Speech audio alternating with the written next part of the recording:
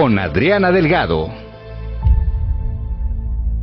Dania Paola Rabel Cuevas, consejera electoral del Instituto Nacional Electoral. Toda tu vida ha sido dedicada a estudiar estos procesos electorales. ¿Cómo hacer que la democracia haga que los mexicanos y las mexicanas tengamos confianza? Has sido una gran luchadora en este tema para empoderar a las mujeres, temas de género. ¿Cómo inicia este trayecto en tu vida profesional y en tu vida, por lo que veo también en esta defensa de los ciudadanos? Yo creo que esta convicción por los derechos humanos y también esta formación como feminista es algo con lo que no naces, sino que te vas haciendo cuando ves la realidad en la que vives.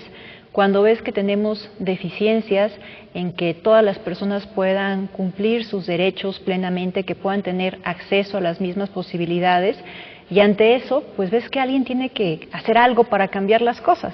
Así es que traté de irme formando en mi vida académica y profesional en ese sentido, y también desde los distintos ámbitos en donde he elaborado, poner mi granito de arena para ir cambiando un poco estas circunstancias y tener una sociedad mucho más justa e incluyente. Dania, ¿crees que en esta lucha de las mujeres desde que tuvimos la oportunidad de votar, se ha logrado cambios reales que no sean no solamente acceder a posiciones y a posiciones de elección popular por cuotas? ¿Crees que ha sido benéfico para las mujeres, para el país? Sin duda, pero además, sobre todo, hemos tenido grandes avances, yo diría que en los últimos 15 años, como nunca antes lo habíamos visto.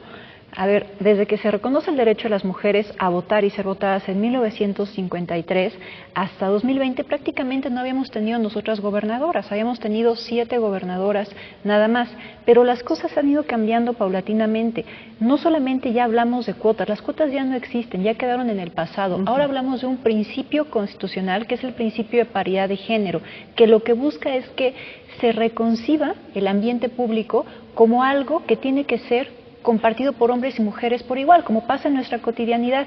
Y me parece que no podemos nosotros menospreciar el hecho de que logremos que más mujeres estén en puestos de decisión, que estén como gobernadoras, porque eso no solamente visibiliza la existencia de las mujeres, sino que empieza a cambiar ese chip en donde a lo mejor muchas niñas, muchas jóvenes pensaban que simplemente ellas no podían estar ahí, y empieza a generar ese referente de que también puede haber nuevas formas de liderazgo político, desde lo femenino, desde un ámbito distinto. Entonces yo creo que es muy importante, no solamente porque a lo mejor se ha comprobado por unas mujeres que cuando las mujeres llegan a los cargos públicos, sí suelen atender agendas que van en pro de los derechos de otras mujeres, sino por simplemente ese hecho de visibilizar que están ahí y de que es posible, más allá de que es un tema de justicia, ¿no? Las mujeres deben de tener los mismos derechos que los hombres para estar absolutamente en todos los puestos de elección popular.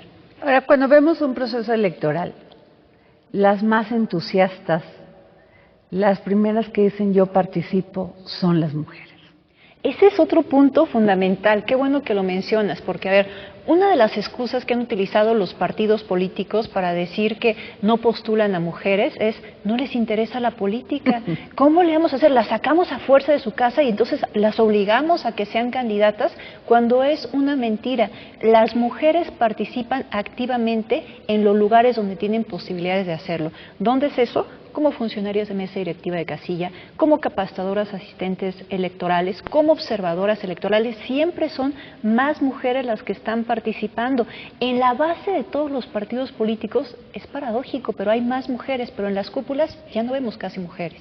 ¿Qué porcentaje o qué proporción es de las mujeres que están en esta estructura del INE? Hemos ido tratando de tener a más mujeres también en la estructura directiva del INE, porque yo he visto un fenómeno que se replica no solamente en el INE, sino en los organismos públicos locales electorales y en aquellas instituciones en donde se da una designación de sus máximos órganos de dirección con una concepción de tener órganos paritarios. Pero luego lo que pasa es que en las estructuras lo que nosotros observamos es que hay una predominancia de hombres, porque pues, se viene arrastrando históricamente esta cuestión y demás. Entonces nosotros hemos tratado de ir cambiando eso. Una de las cuestiones que yo exigí cuando me designaron como consejera del INE es que se incorporaran a mujeres en la Junta General Ejecutiva.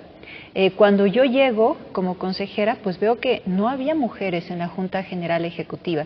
Entonces, por ejemplo, cuando se hizo la designación del director ejecutivo de organización electoral, yo voté en contra porque decía, se tiene que impulsar un perfil femenino. Por supuesto que no estaba yo pensando de vamos a llegar a la mejor a quitar a todos los hombres, y pasar por encima de sus derechos para poner mujeres. Yo lo que decía es, de manera paulatina, cuando se vayan yendo estas personas porque se jubilen por cualquier razón personal o lo que sea, entonces impulsemos mujeres, porque hay perfiles que llevan mucho tiempo trabajando ahí, que tienen los méritos para estar, porque también es una falacia que se quiera hacer creer que nada más por ser una mujer debes de ocupar el puesto. No. Es voltear a ver a las mujeres que tienen una trayectoria y darle la oportunidad. Entonces, poco a poco hemos ido mejorando también los porcentajes de mujeres, tanto en el servicio profesional como en toda la estructura del instituto. Incluso hemos llegado a hacer también concursos del servicio profesional exclusivos para mujeres para propiciar que haya más mujeres, porque nos dimos cuenta que el 60% de los puestos estaban siendo ocupados por hombres. Entonces, para ir nivelando esas cuestiones.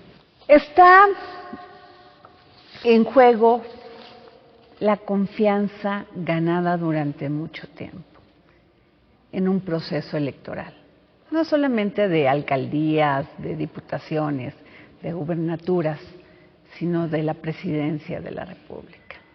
El presidente Andrés Manuel López Obrador presentó su reforma electoral, no fue aceptada y propuso un plan B. Ese plan B se ha dado en una gran discusión, en un gran debate. Y el punto más importante es si los consejeros ganan mucho dinero o no lo ganan. Que si la estructura del INE es enorme y hay que reducirla.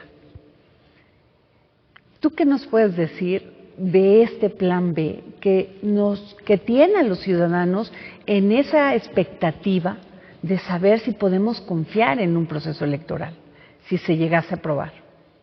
Primero, me parece fundamental lo que has hecho cuando me haces la pregunta de hacer este recuento de dónde vienen estos cambios, porque yo lo que me he dado cuenta con la ciudadanía es que piensan, no, pero es que no se aprobó, ¿qué es lo que están diciendo ahora del INE? El INE ya no tiene ningún problema, no va a haber ningún cambio. No, a ver, hubo una propuesta para hacer una reforma constitucional, no tuvo la mayoría, y cuando esta no tuvo la mayoría que se requería para hacer un cambio constitucional, se proponen reformas legales que implican la modificación a 6 ordenamientos legales: a la Ley General de Comunicación Social, a la Ley de Responsabilidades Administrativas, a la Ley General de Instituciones y Procedimientos Electorales, a la Ley Orgánica del Poder Judicial, a la Ley General de Partidos Políticos y a la Ley General de Medios de Impugnación. 3, pero principalmente 2. Hay 3, pero por una cuestión que ahora explico. Las 2 legislaciones que más impacto tienen en la función del Instituto Nacional Electoral es la Ley General de Instituciones y Procedimientos Electorales, que conocemos como LEGIPE, y la Ley General de Partidos Políticos. Decía 3 con cierta duda porque en la Ley General de Comunicación Social se hace una modificación del concepto de propaganda gubernamental que tiene impacto en el trabajo que hace el INE, sobre todo en procesos electorales y particularmente en periodo de campañas electorales. Okay. El artículo 41 constitucional, después de las elecciones de 2006, en donde se empezó a decir que el entonces presidente Vicente Fox, a través de sus expresiones, había tenido una injerencia indebida en el proceso electoral de 2006. Después de eso se hace una reforma constitucional 2007 y dice el artículo 41 constitucional que se prohíbe la propaganda gubernamental en periodo de campañas, con excepción de cuando estemos hablando de cuestiones de protección civil, educación o salud. ¿Qué hace ahora esta Ley General de Comunicación Social en este nuevo concepto? Y esta ley sí ya se aprobó desde diciembre, desde el 27 de diciembre, amplía esas excepciones. Entonces dice, bueno, también entra dentro de las excepciones de lo que se puede decir como propaganda gubernamental en periodo de campaña sin que haya ninguna sanción para los servidores públicos, lo que digan en uso de su libertad de expresión en el ejercicio de sus funciones. Eso era lo que aludía en su defensa en su momento Vicente Fox para decir que no había incurrido en ninguna infracción. Nada más hay que recordar y que eso. También hay que recordar que los que se opusieron a esto y que propusieron esto fue el PRD. Que después de ahí se deriva Morena, que esa es una realidad. Exacto, ¿y sabes quién presentó esa queja del PRD? Horacio Duarte, una de las figuras más importantes hoy por hoy de Morena. Presentó esa queja en contra de las declaraciones del entonces presidente Vicente Fox y lo que dijo fue, está poniendo en riesgo la libertad del voto. Entonces, derivado de eso, tenemos excepciones, ahora se abren a más posibilidades. También dice esta Ley General de Comunicación Social, con este nuevo concepto de propaganda gubernamental, que aquellas cuestiones que digan los servidores públicos que pueden ser de interés público, tampoco va a estar prohibido. Pues ahí puede entrar lo que sea. Vamos, incluso en el marco de un proceso electoral, dime por favor si lo que se diga en el marco de una contienda que tenga que ver con las elecciones no es de interés público. Pues sí, sí lo es, pero el punto es que no puedes tú incidir como servidor público y romper esa equidad en la contienda a favor de un candidato o de un partido político. Bueno, eso se abre, pero además hay todavía un antecedente que me parece más relevante. Ese mismo concepto se trató de impulsar cuando se hizo una interpretación auténtica de lo que se debería entender como propaganda gubernamental el año pasado, cuando surge la Ley Federal de Revocación de Mandato. La Sala Superior se pronunció sobre ese concepto y dijo que era inconstitucional porque estaba agregando nuevas excepciones a lo que establece el artículo 41 constitucional. Bueno, pues ese concepto que ya la autoridad jurisdiccional dijo que es inconstitucional porque puede romper la equidad en la contienda, es lo que ahora tenemos vigente en la Ley General de Comunicación Social, que es parte de este Plan B, de esas dos primeras legislaciones. Ahora tenemos las otras 4 legislaciones que te comentaba que todavía están en aprobación en el Senado de la República. Ahí tenemos cosas muy particulares que vale la pena destacar. Más allá de que efectivamente hay una gran merma para nuestro servicio profesional, que sin duda pues va a impedir que nosotros cumplamos de manera eficaz todas las funciones que tenemos que hacer. A ver, tenemos cuestiones como, por ejemplo, no se puede quitar el registro a un candidato o no darle el registro a una persona que aspira a una candidatura cuando no te presente su informe de gastos de pre-campaña. Caso de lo que pasó también cuando nosotros no le dimos el registro de candidatura a quien aspiraba a gobernar Michoacán y a quien aspiraba a gobernar Guerrero. Pero más allá de los casos particulares que parece que a lo mejor algunas infracciones que nosotros sancionamos no gustaron porque simplemente aplicamos la ley, hay que verlo, el impacto en lo general que esto puede tener. Este impacto es que a lo mejor una persona no respete los topes de gastos de pre-campaña y entonces rompa la equidad en la contienda. Otro es que no nos presente el informe y que nosotros, desde nuestro trabajo de fiscalización, no podamos ver de dónde provienen los recursos públicos que utilizó para hacer la pre-campaña. Eso es gravísimo también en los contextos que tenemos. Bueno, pues ahora ya, si esas cosas pasan y no nos presentan el informe de gastos de pre-campaña, nosotros a lo mejor podemos multar a la persona, pero no le podemos negar el registro, que es lo que realmente le podría doler a esa persona. Tenemos otras cuestiones como, por ejemplo, que nosotros podamos, dice uno de los artículos, que podemos hacer sustituciones de representantes de los partidos políticos en las mesas directivas de casilla, incluso el mismo día de la jornada electoral. Nosotros, para designar a estas personas representantes, para decirles que sí a los partidos políticos, tenemos que hacer cruces con distintos sistemas. Porque hay un impedimento si, por ejemplo, una persona es capacitadora asistente electoral. Evidentemente, si es capacitadora asistente electoral, no puede ser al mismo tiempo representante de un partido político, o si está registrada como observadora electoral. Sí, porque eso rompe la equidad. Esas personas que hacen observación, que son CAEs, pues deben de ser imparciales, no pueden estar a favor de un partido político. El CAE, pues a final de cuentas, es quien está capacitando a las y los funcionarios de mesa directiva y casilla, y cuando hay una duda, voltean a ver a la persona. ¿Y cuál es el argumento para hacer esto? el tema de la estructura que se ha dicho que es una estructura gorda, que no genera que haya mayor eficiencia, ¿es ese el porqué de cambiar esto? Yo advierto solamente dos posibilidades, o un desconocimiento completo de las cuestiones que hacemos desde el Instituto Nacional Electoral, exacto, o dolo, porque no puede haber otro motivo. Si se conoce todo lo que se hace en periodo electoral y no electoral a través de nuestras juntas locales y distritales, pues desde luego que estás de acuerdo con que exista esa estructura. Es que de verdad hay cosas tan puntuales y tan graves que a lo mejor no terminaríamos en un solo programa. A ver, en fiscalización, están supeditando la estructura de fiscalización a que nos den un presupuesto etiquetado para que nosotros podamos contratar a más personas en fiscalización. Okay. Cuando tenemos proceso electoral, que está centralizada la fiscalización en el INE, que tiene que revisar el uso de recursos públicos a nivel local y federal, absolutamente de todas las personas candidatas, evidentemente se hacen contrataciones de personal eventual para poder sacar este trabajo. Bueno, pues eso en principio no se va a poder hacer porque está diciendo esta reforma que tenemos supeditada esa posibilidad de la estructura que vamos a tener a que nos den dinero etiquetado ex profeso para eso. Eso atenta contra la autonomía e independencia del INE, un elemento indispensable de autonomía. Sí, o sea, puedes etiquetar el dinero que va a una Secretaría de Estado, pero no a un organismo autónomo. Y con ese nivel de desagregación para determinar en un área específica cuántas personas a lo mejor vas a tener.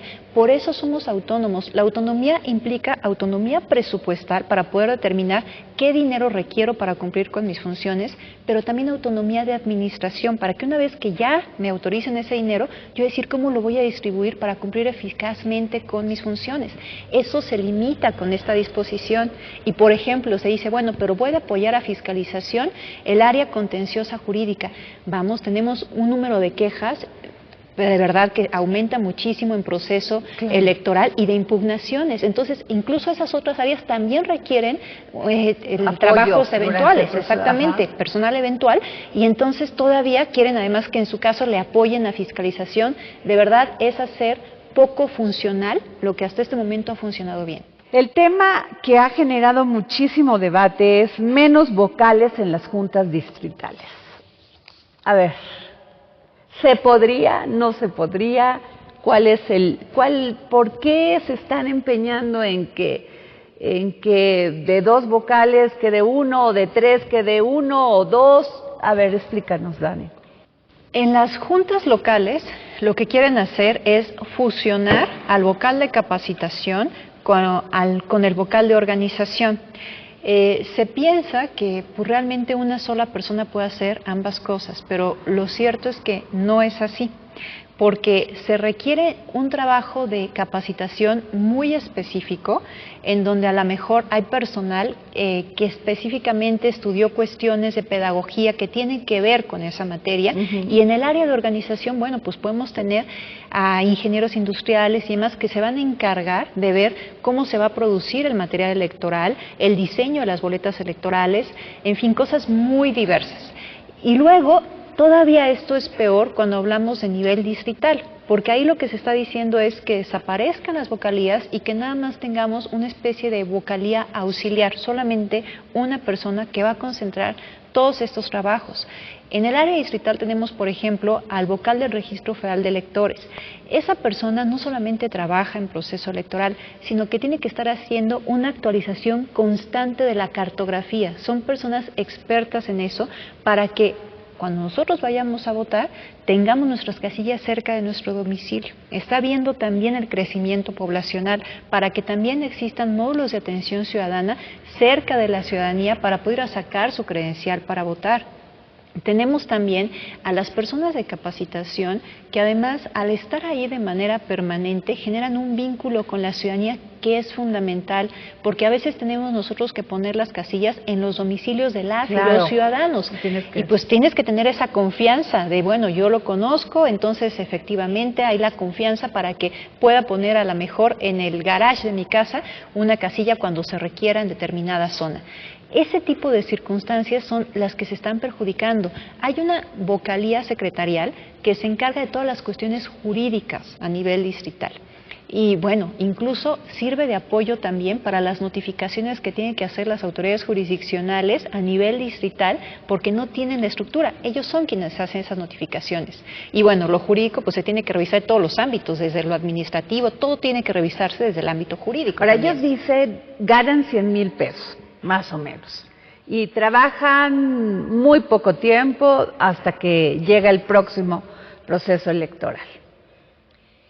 Bueno, primero yo creo que hay que ver de dónde sacan como los datos de los salarios, sí, porque también, eso lo dicen. Porque también yo he escuchado que se dijo en una mañanera que había, no sé, creo que dijeron 400 servidores públicos que ganaban más que el presidente de la República, lo cual es total y completamente falso, ¿no? En el caso del Instituto Nacional Electoral. Pero, a ver, ¿por qué es importante que tengamos esa estructura de manera permanente? Mira, nosotros tenemos que tener un personal que esté capacitándose de manera permanente, que sea independiente y que sea imparcial. Okay. Cuando nosotros terminamos un proceso electoral, algo que es habitual es que se hagan evaluaciones para que nosotros podamos ir mejorando proceso tras proceso. Ese detenimiento, ese análisis, por supuesto que no se da en pleno proceso electoral, se da una vez que terminas, que tienes los resultados y que te sientas y revisas, esto lo puedo mejorar. Entonces nos encargamos también de prepararnos, de capacitarnos para mejorar para el siguiente proceso electoral en las etapas interproceso. Okay. Pero hay otro elemento que quizás sea todavía más relevante.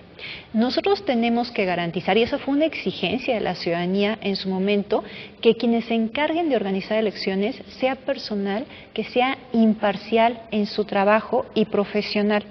Si nosotros a lo mejor quitamos toda esa estructura y nada más para proceso electoral se hace una contratación de personal eventual, bueno, primero va a ser poco atractivo llevarse ese nivel de friega, porque lo es, en un proceso electoral, y luego esas personas que lleguen no nos están garantizando que sean personal independiente y profesional. Nada nos garantiza que a lo mejor un partido político nos diga, oye, ve y métete ahí para que contrátate como personal eventual para que pues estemos adentro, ¿no?, de la propia autoridad electoral, porque ahora nosotros podemos garantizar que no, que son personas que tienen muchísimos años preparándose y que han estado en distintas administraciones con distintos consejeros, con distintas fuerzas políticas gobernando el país y que siempre se han comportado de manera independiente, pero pues si de repente tenemos que contratar muchísimas personas, no podemos garantizar eso.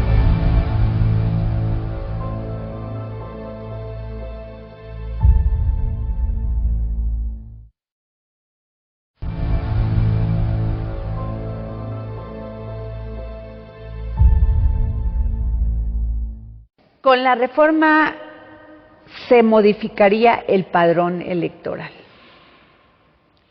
¿A qué se refieren con esto?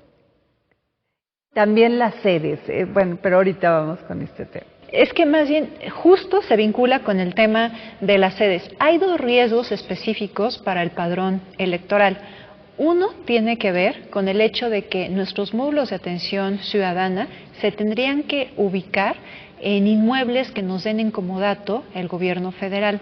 No sabemos en dónde estén esos inmuebles, si va a haber también accesibilidad y cercanía para la ciudadanía para que puedan ir a credencializarse. No sabemos qué condiciones de conectividad tienen y de seguridad tienen para mantener ahí pues el padrón electoral resguardado para dar el servicio. Entonces, esa es la vulneración que podría tenerse.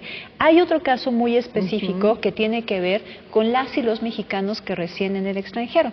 Hay una parte de la reforma que dice que se tiene que validar la lista nominal de mexicanos y mexicanas residentes en el extranjero por la Secretaría de Relaciones Exteriores.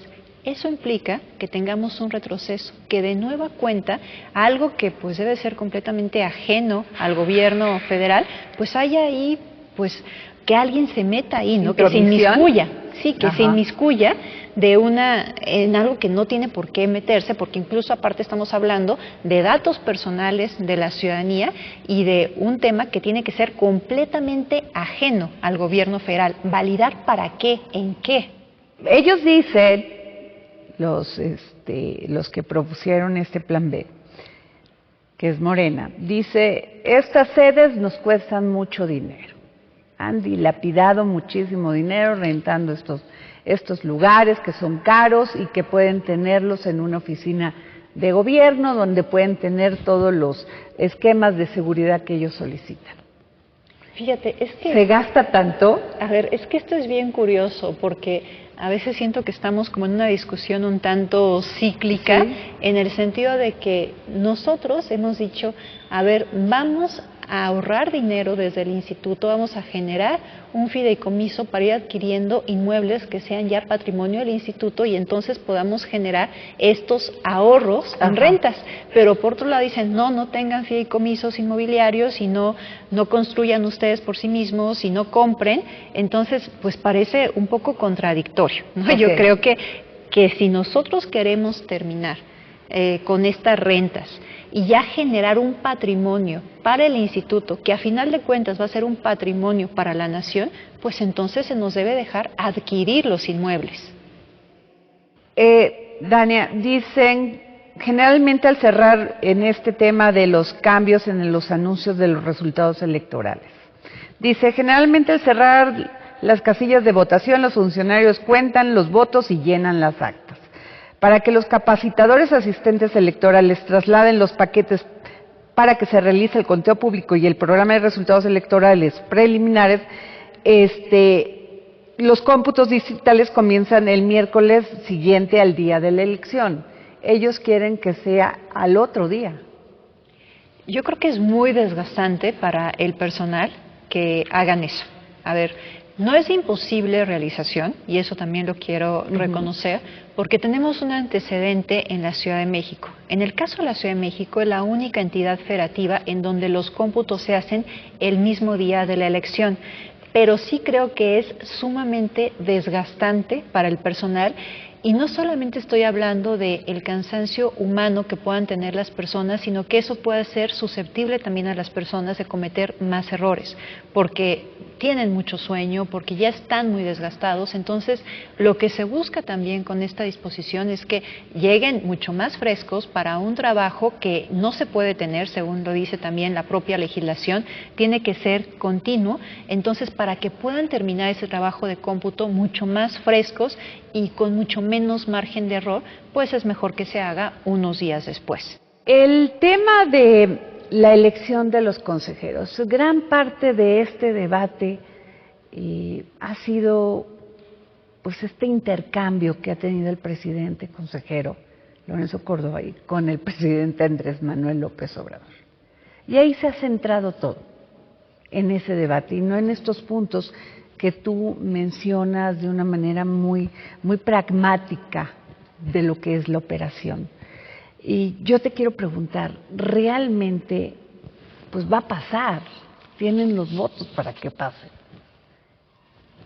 ¿Qué va a pasar entonces con todos aquellos que tenemos confianza de que se lleven elecciones limpias, transparentes y por lo que hemos luchado? ¿Cuál es tu análisis, tu diagnóstico? Yo creo que es importante que estemos como ciudadanía muy atentos a cómo se desarrollan los distintos procesos para la designación de las nuevas consejerías, de 3 consejerías y la presidencia. Todo, según lo ha dicho también la propia Sala Superior del Tribunal Electoral del Poder Judicial de la Federación, es impugnable. El procedimiento está establecido en el artículo 41 constitucional y de hecho en este proceso que ya se está llevando a cabo en este momento ya hubo una impugnación que ameritó la modificación de la convocatoria, porque la Sala Superior dijo, primero, en la convocatoria original que tú sacaste en diciembre, no puedes estarle requiriendo informes a cada paso al Comité Técnico de Evaluación, tienen que tener independencia en sus decisiones y en su función. Así es que el Comité Técnico de Evaluación lo único que te tiene que informar a ti, Junta de Coordinación Política de la Cámara de Diputados y Diputadas, es las quintetas por cada uno de los lugares que quedan vacantes, ¿no? Segundo, tienes que observar la cuestión de género Y tercero, tienes que hacer convocatorias diferenciadas para la consejería y para la presidencia.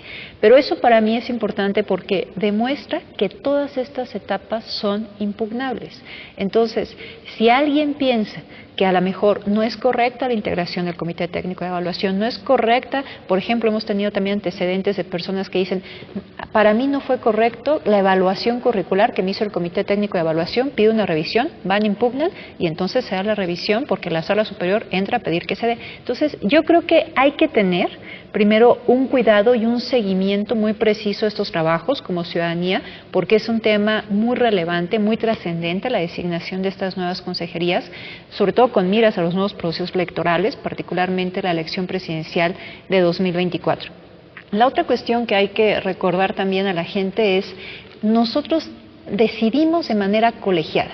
Aquí no hay decisiones unipersonales, entonces creo que las nuevas personas que se designen se van a integrar al colegiado y vamos a deliberar públicamente, como lo hemos hecho hasta ahora, dando nuestros argumentos en sesiones que puede ver la ciudadanía y las decisiones van a ser colegiadas.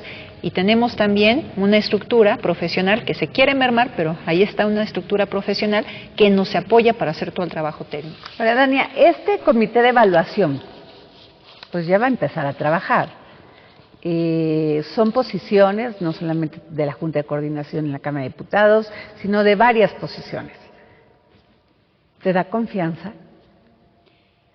Bueno, hay una, digamos, la fórmula que se hizo para integrar este comité técnico de evaluación buscó justo que hubiera una pluralidad y que se generara confianza en este comité, ¿no? Okay. Con los 2 lugares que propone el INAI, con los 2 lugares que propone la Comisión Nacional de Derechos Humanos y con los 3 lugares que propone la Junta de Coordinación Política.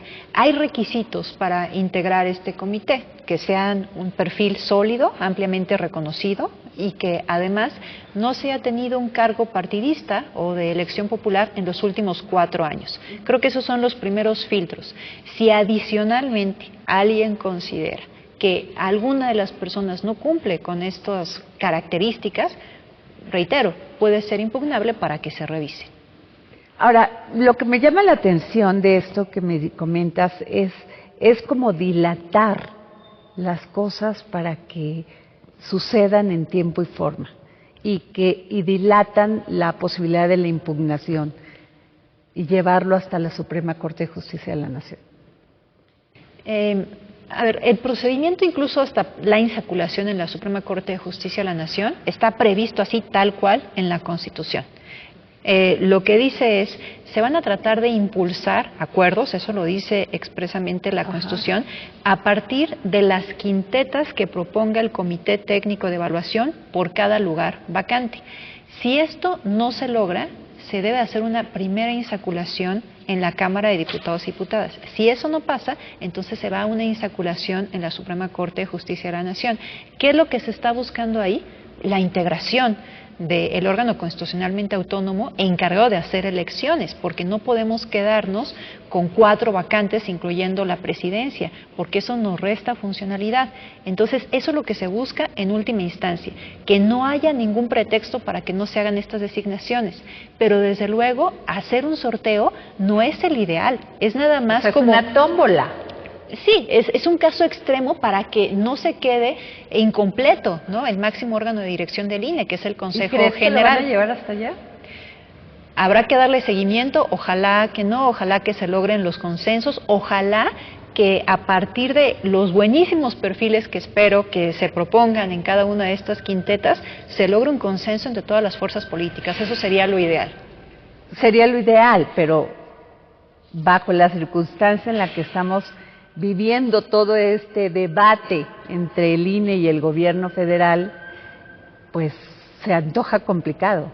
¿Vale? Puede ser, pero como ciudadanía hay que exigir el ideal. Ese debe ser nuestro nivel de exigencia. Hola, Dania, también ha estado en el debate, no en este momento, pero ha estado en el debate que se les da muchísimo dinero de financiamiento a los partidos políticos y que nada más se les debería de dar cuando hay un proceso electoral. ¿Por qué los partidos políticos no son capaces de ir a buscar su propio apoyo financiero y con ello pues ir a buscar el voto popular. Hay que recordar por qué existe el financiamiento público y sobre todo por qué hay una obligación legal de que el financiamiento público sea preponderante. Lo que nosotros estamos buscando, lo que buscó en su momento el legislador, el constituyente cuando estableció esto, es que los partidos políticos no estuvieran cooptados por alguna fuerza que los estuviera financiando. Llámese empresarios, llámese cualquier persona que pueda tener, pues digamos, mucho nivel económico, ¿no? Que pueda tener una fuerza económica para darles este apoyo. Entonces se buscó que tuvieran libertad de decisión cuando llegaran a los cargos públicos. Por eso el financiamiento público, por eso es importante. Si nosotros queremos cambiar esto y ir a la mejor un esquema más parecido a lo que ocurre en Estados Unidos, pues tenemos que sentarnos a debatirlo y ver cuáles son los pros y los contras, porque estamos viendo, por ejemplo, en el caso de Estados Unidos, que hay muchos congresistas que fueron financiados por la Asociación del Rifle y entonces, bueno, pues es bien difícil ahora que pues se quieran poner restricciones para la compra de armas, por ejemplo, ¿no? Porque evidentemente pues hay un apoyo a esta asociación que les dio también su respaldo económico para que ellos pudieran estar en esos puestos. Esos son los riesgos que nosotros corremos cuando a lo mejor decimos no financiamiento público, sí más financiamiento privado. Entonces, ahí nos tenemos que tener, pero esa es la razón de ser el financiamiento público. Ahora, ¿por qué se les da en todo tiempo y no nada más en periodo de campañas?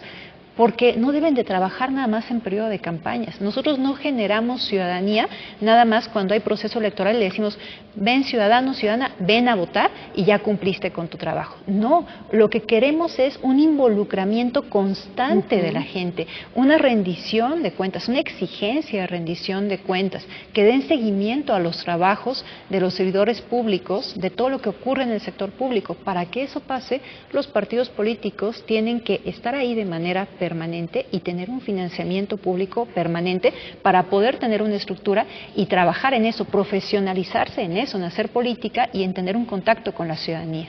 Las experiencias no dicen que no lo hacen, Dania. Simplemente lo hemos visto en muchos esquemas de fiscalización que ha tenido el INE. Y si contamos, bueno, spot mal hechos,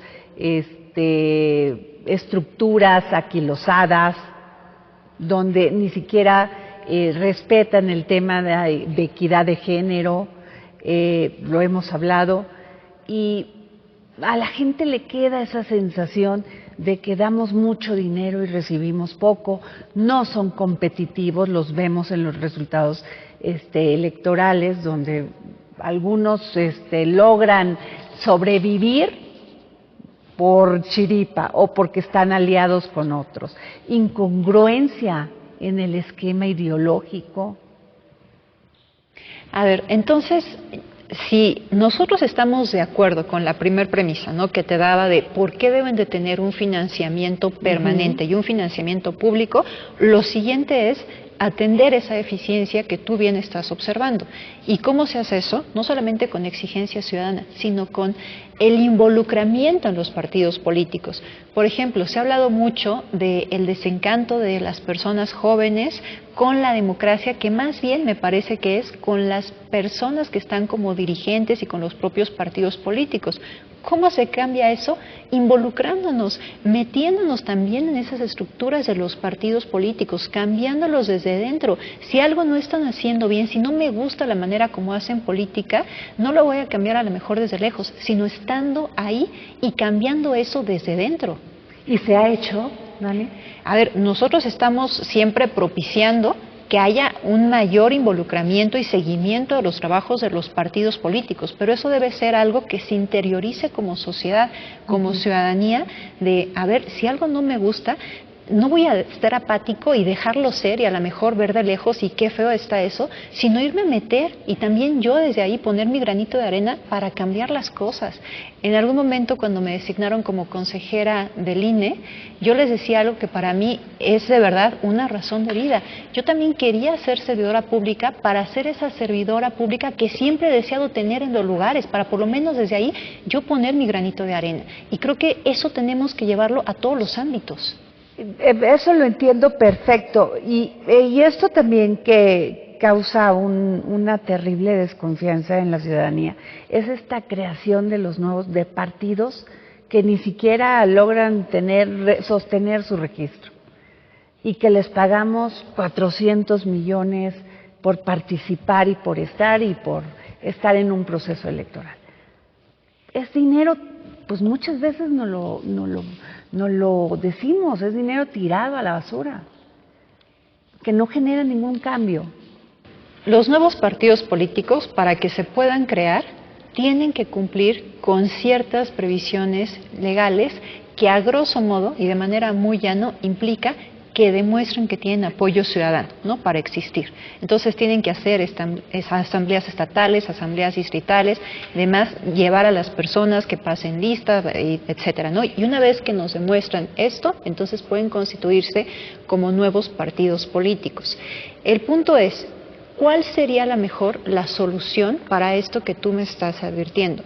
No dejar que existan nuevos partidos políticos y terminar con una posible pluralidad, o dejarlos que existan, pero en su caso a lo mejor subir las restricciones que hay, para los requisitos que hay para que puedan constituirse, porque ya son bastante altos. Entonces, yo creo que no es una decisión sencilla. Entiendo esa percepción que se puede llegar a dar en donde un partido político después de una elección pues resulta que luego pierde su registro, pero ese grupo de personas logró demostrar a la autoridad, conforme a la legislación, que tiene un apoyo ciudadano y por lo tanto esas personas que están detrás, que apoyaron a esa organización política, pues también merecen el reconocimiento de su derecho para que se puedan constituir como partidos políticos. Tú eres una mujer que ha estudiado muchísimo estos temas, eres una profesional. ¿Te parece que hemos alcanzado una real democracia en este país? Me parece que tenemos que seguir trabajando. Para mí, la democracia no es algo que decimos, ya llegamos a nuestra cúspide, bueno, pues ya podemos irnos a descansar tranquilos. Es algo en lo que se tiene que trabajar de manera constante. Además, la democracia es dinámica. Cuando la democracia se concibió, hay que reconocer que era sumamente discriminatoria, que excluía a casi todas las personas. Únicamente podían ser ciudadanos hombres, propietarios, heterosexuales, y después hemos ido avanzando. Cuando la democracia se concibió, era impensable que las mujeres pudieran tener derechos políticos. Entonces, para mí, ese elemento demuestra cómo la democracia siempre tiene que ser dinámica y tiene que irse acompañando, sobre todo, de un pleno reconocimiento y garantía de los derechos humanos. Yo creo que hay una relación virtuosa entre democracia y derechos humanos, porque la mayoría debe tener un límite, y ese límite deben ser los derechos humanos. Ahora, el presidente Andrés Manuel López Obrador llegó con este INE, fue presidente de la República con este INE. ¿Por qué nos acusa de conservadores? Bueno, no solo llegó con este INE, sino ahora que hablábamos de la creación de nuevos partidos políticos, Morena se creó con las reglas de este INE y con la organización también de este INE y la revisión de este Instituto Nacional Electoral. Realmente no sé el sustento, ¿no?, de estas declaraciones. Yo creo que sobre todo la ciudadanía tiene que hacer una valoración particular del trabajo que ha hecho el Instituto Nacional Electoral. Sin duda, yo eso jamás lo he negado. Hay áreas de oportunidad. En su momento, cuando se hicieron los foros de discusión para una posible reforma electoral, yo acudí a los dos foros que se hicieron, digamos, tanto al foro oficial que organizó Morena, Partido del Trabajo, Partido Verde, como el foro que organizó la Alianza por México con los otros partidos de oposición. Yo fui a los dos y en ambos dije, yo advierto estas áreas de oportunidad que se podrían mejorar. Entonces, eso no está cerrado, ¿no? Hay un reconocimiento y va en la sintonía que te decía de que la democracia es dinámica y siempre perfectible. Pero, pues fuera de eso, me parece que nosotros no tenemos algún sustento a lo mejor para hacer una crítica de esa índole. Dania Paola Rabel, estas áreas de oportunidad que tú ves, que visualizas, ¿cuáles serían? Yo creo que sobre todo en temas de inclusión. Hay una cuestión que nosotros hemos venido ya trabajando, que es el voto de las personas en prisión preventiva. Eso lo trabajamos a partir de una sentencia de la Sala Superior que nos dijo: hagan las pruebas piloto que sean necesarias con miras a que para 2024 se garantice el voto de las personas en prisión preventiva, al menos para la elección presidencial.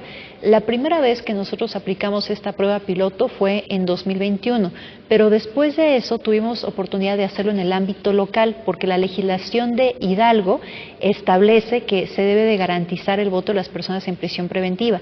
Actualmente, para las elecciones de Coahuila y el Estado de México, estamos trabajando para que también se pueda hacer esta implementación. Reconozco algo, por ejemplo, de esta reforma, que ya está estableciendo dentro de la legislación de la Ley General de Instituciones y Procedimientos Electorales el reconocimiento de las personas en prisión preventiva para votar, pero aquí hay que decir, eso surgió de las interpretaciones de la autoridad jurisdiccional y del trabajo del propio Instituto Nacional Electoral, que ahora ya está llevando a esta legislación.